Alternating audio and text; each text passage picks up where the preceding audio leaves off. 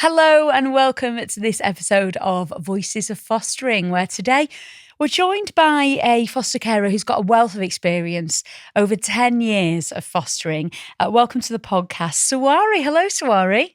Hiya. Hello, thank you so much for coming on. So, 12 years, am I correct in saying that you've been fostering? Yes, you're. That's quite a long time, isn't it? And It's a very long time. and you foster by yourself, don't you? So taking us all the way back to Yes. 12 years ago or more, Sawari, can you tell us about what led you to fostering, why you decided to do it? I always wanted to foster, but I kept making inquiries and everything. Every time I made inquiries, I didn't know how to have a room spare. And they said, "Oh, you need a spare room." And because all my children was at home, I had a 5-bedroom house, but it still wasn't enough. So every time I made inquiries, I got pushed back because of the space. Right. Okay. So it just, the practicalities weren't right at the time, but then you finally got to a position where it was, and you could. So what happened then? Then my daughter's auntie-in-law, they said to me, "Oh, you can foster, you can foster." I says, "No, I don't think I can do it now." They said, "No, no, no, you can do it." So I was with my daughter in London. I said, "This is what your auntie's saying." She said, "Mom, yeah, you can, you can." So it just started like that. And they recommended me to NFA, and it just went through, like, everything went okay, this and Yeah. that, the other. And I was so nervous, and because I struggle with my spellings and that. And it was Ian who helped me along with everything. He's a great person, Ian. Yeah, so I was going to say, like, what were those feelings at the start? As you say, there were nerves because you struggle with spelling. Was that something that you didn't really need to worry about? Was it not a problem? I don't think I should have worried about it, but I was worried Yeah, because I still struggle with my spellings and that. And at that time, I didn't even have an email address or nothing. And, it just, everything just flew in. and did you feel like you had enough support then? As you say, you had Ian helping you. Who was Ian? He was a recruitment Yeah, officer then, and like Laura is now. But he was really nice person. He talked me through with everything, and even when I went for my trainings, skills to yeah. foster, and I was scared in case I didn't understand anything. I don't know. I mean, uh, uh, I just I thought maybe some words I might not understand. I do still don't understand some big words, but then I ask the person, and they make it clear for me. Yeah. But I was very, very scared about the English, whether I would be okay or Yeah. not. But no, I've really done well, I think. Yeah, and you felt like you always had the support, that things were accessible for you. Yeah, Yeah, yeah, that's yeah, fantastic to yeah. hear. So before fostering Sawari, you did quite a different thing, didn't you? Am I right in saying you had a market stall in Blackpool? Is that right? Yes, I did. Yeah. So That was the last job I that did. was the Yeah. last job that you did before fostering. So quite a change then, really, isn't it? It's a big change, yeah. And then what was the start of fostering like for you then? Did you go straight into having a child or young person live with you? I did. At the beginning, I didn't have a child for about a year or so, Oh, okay. and but I kept on going to the office. I did all the trainings I could. I was there in the office almost every other day, and I got to know everybody. And then when I did have a child, it was a very, very high risk child. Two siblings I had, a boy and a girl. I was talking about then children this morning with Kath as well, my social worker. And I wasn't allowed to open the door to any Asian policeman. I had, because I do alterations, I had to take the alteration sign down. I had to keep me blinds closed. I was very, very high risk child I had. But my social worker at the time was Jo, and she was more scared than I was. You know, she used to say, Sue, be careful, do this. I said, don't worry, I'll be all right. I'll be all right. So did you feel, as you say, it was quite an unsettling time for you with that high risk child that you had with you? Did you feel like you had enough support in that though? I did, yeah. Yeah. But I didn't feel it as if it was like a high risk thing. You know what I mean? I was just normal. So yeah, so tell us about some of the other children and young people that you've had come to live with you then. I understand you've had 5 or 6 unaccompanied asylum seeking children. So can you tell us about some of those experiences, Sawari? Yeah, I've had non-Muslim children and I've had Muslim children, and they're all being from different background. Like some from Africa, some from Iran, some from Ethiopia, and they've been all different place from different places. And the best one I've had, I just had a phone call of him the other day, not yesterday, the day before. He's gone on holiday in Kurdistan, and he keeps in touch with me. And it's been a while since he hadn't phoned, so I phoned him and he didn't answer the phone. And I got a bit worried. And I was saying to my kids, I says, "Oh, Nusrat hasn't rang me."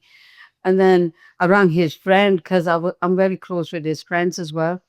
And I says, "Oh, where's Nusrat?" And he said, "Oh, Mom, he's in Kurdistan. He's gone on holiday." I said, "Oh, when's he back?" He says, "Next week." So then they must have told him, "Mom's worried about you." So and then he rang me day before yesterday, and when he rings me, my face lights up, and my blood flows all over my body.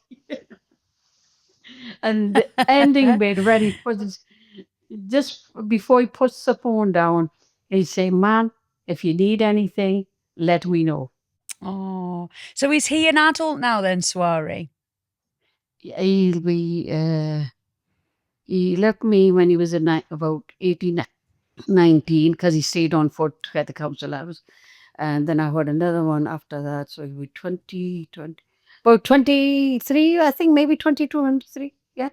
Oh, wow. So you must be so proud of him, Sawari. I am. I am. I'm very proud of him. And he's got about 3 shops, barber shops. And he's the person, when he came to me, he didn't know how to hold a pen. Oh, wow. When he came to me, I think it was the social worker or the policeman, I can't remember. They asked him to sign the paper, the form, and he says, "Me?" I says, "Yeah, just get a pen and put across," and he did. But from that day, I told him um, all the alphabet and how to write his name, how to sign his name, and teach him the address and everything. He didn't know English at all, but he is one of my best child I've had. And yes, Sawari, I think sometimes people think that when a child or young person moves on from you, that you might not speak to them again, and sometimes that does happen. But quite often they stay in your lives, don't they? And your network just becomes bigger and bigger, doesn't it? Yeah, it does. Yeah, yeah. Because my children thinks, he's part of our family. He'll ring me on Yeah. Eid. He'll ring me on, and just out of the blue, he'll just say, "Mom, are you okay? Everybody okay?" He'll ask by the names, and he'll then just before he puts them on, "Mom, do you need anything?" Even the other day, he says, "Mom, if you need anything from me, let me know." I said, "All I need is praise from you. That's all." I said, "Keep praying for me."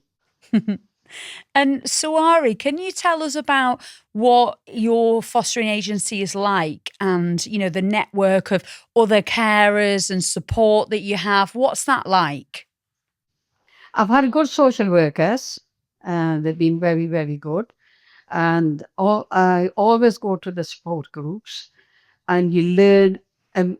Every time you go, you learn something different, because there's different ideas that people use, and you might be struggling with something, and there'll be somebody else with a different idea to guide you to go this way, that way.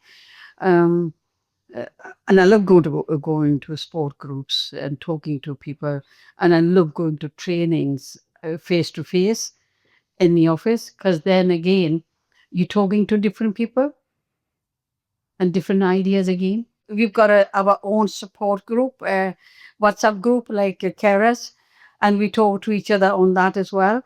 And then if I'm really struggling with something, I would talk to one of our carers, Teresa, and she's very helpful. She's very helpful.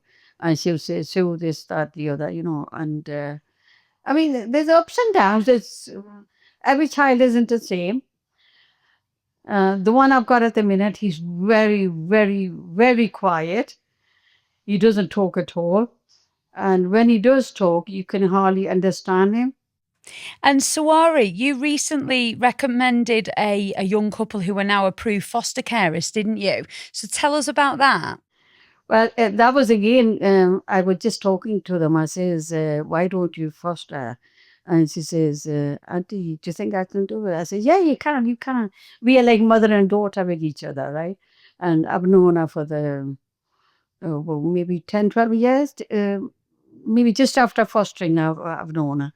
And she says, do you think so? I said, well, come on, let's go just for a cup of tea and that, because it was like a sport group where you could bring a friend who I could nominate. And I just took them, and then they took some details. And so I put them forward, and they went through, and they're very happy. They've got a placement as well. Oh, well, that must feel so rewarding, Sawari. Well done for doing that. So if there was anybody listening or watching who wanted to foster, but maybe they're, feeling a bit hesitant, what advice would you give to anybody who was thinking about being a foster carer? All you need to give is your time, a roof over them, over the roof over the head, and ear to listen to, and you're there for them when they need you. Oh, that's wonderful. Thank you so much, Sawari. Thank you so much for coming on today, and best of luck with the future. Thank you very much. Thank you. I've enjoyed it. Thank you. Thank you so much for joining us for another episode of Voices of Fostering. If you'd like to find out more, head online and search National Fostering Group and make this the year you foster.